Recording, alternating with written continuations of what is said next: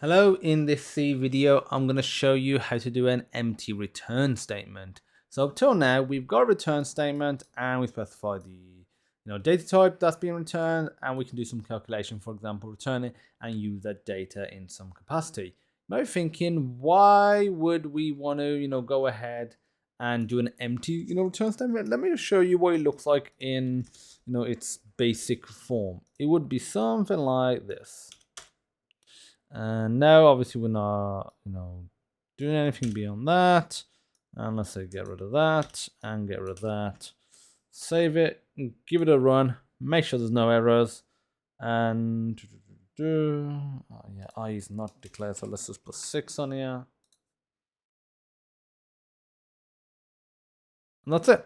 So you might be thinking, why would you want to do that? If you don't want to return some data, and depending on what happens in there, you might not want to run the rest of the code, for example. So for example, let's say we put these two numbers in, and we want to say, if num1 is greater than 100, then we don't actually want to do the calculation. So we might put the return statement into here.